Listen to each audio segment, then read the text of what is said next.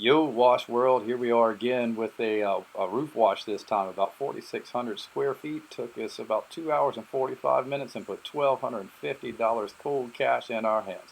I apologize for the audio. I don't have my mic with me, but anyway, here we go.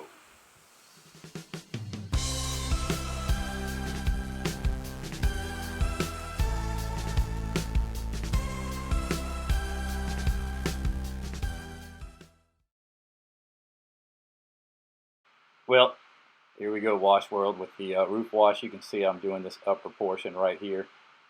Can't show you the other side because the houses are close. Couldn't get a camera up there, but I'll also do that top little third section while I'm up there.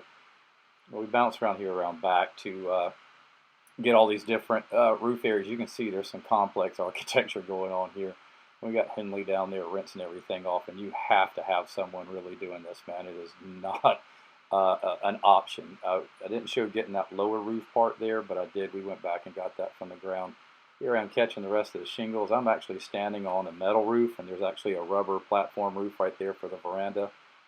And here I am washing that tin roof as well. I used a remixed and used a 3% there. I don't trust the 6 or 5% on painted or enamel surfaces. So I switched it up, used 3% on it, and here we are hosing it off because all the dirt and stuff from the metal roof and the shingles had collected down there on the flat roof, and I washed it out. And then when we're all done on the back side, do I come down the ladder?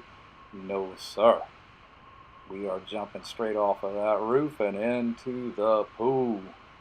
And before all of you start tripping out and going, I can't believe you did that at a client's house, blah, blah, blah. This is a client, but it's also a friend that I've known since about 8th grade. So they don't care. I don't recommend that you do it at a client that you don't know. But, that wouldn't be smart now, would it? Unless you get permission first. And I don't know who would deny you. But anyway, speaking of that, well, here I am, nice and refreshed and cooled off. But, when you're up here on these roofs, you've got to make sure that you've got really good insurance as well, too, doing anything, but specifically the roofs. Rinsing down the curtains right here and the travertine tile. A bunch of debris had come off the roofs, and we're just cleaning that up. Checking their fireplace and the TV and the furniture to make sure nothing backsplashed up into it there as well. Let me get that all finished up.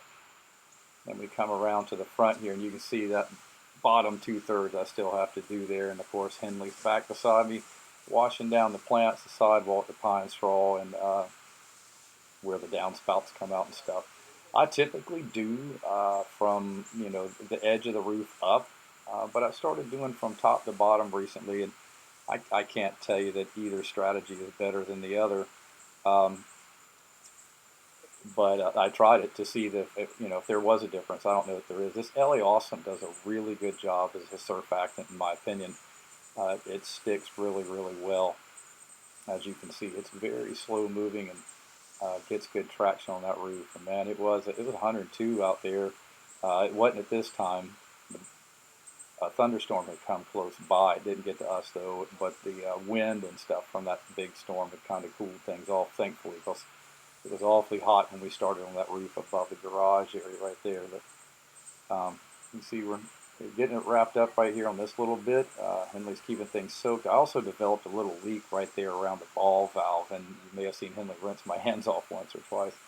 And I hit the roof, or not the roof, but the window right there. It just becomes habit when you're washing houses for a living to start washing the house, even when you're doing a roof. You got to kind of catch yourself. But this is edited. Henley did rinse it back off right there. But anyway, this little portion is wrapping up, getting the last little soak on it, and we're going to move on to the other side.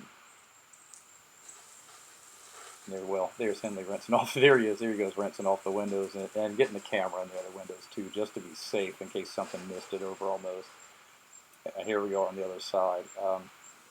Again, you really want to use a 5 or 6%, man. You don't want to go any less. In my opinion, I've done it at 3 or 4%, and you always have to do it twice. I learned my lesson. Just hit it 5 or 6, be extra safe. Let your ground man, your water guy, be rinsing off really well, and you should be fairly safe. But there's nothing easy about this, man. There's a lot of risk that you're assuming when you're doing this stuff, and that's why it's so expensive. Not only that, you know, you've got to have your proper insurances and stuff to get up there. As we all know, if you're insured, it's really not that expensive. But what happens if you fall off that roof? Insurance is gonna ain't gonna do anything, man. You know, you might not be working, so you got to make your money. We're gonna get this last little section over here, and it's really going to be it. Actually, from here, what I didn't film was, you know, that lower roof in the very beginning there. We went back around and did that, and called her done. It was a really good day to get out here really fast. Like I said, this is actually right at 2 hours and 45 minutes, $1,250 in pocket, and we were gone. I think I only used like 40 or 45 gallons of sodium hypochlorite. I know I had some left. It's somewhere at 45 gallons is what we used for this roof. And like I said, it was right at, or just over 4,600 square feet.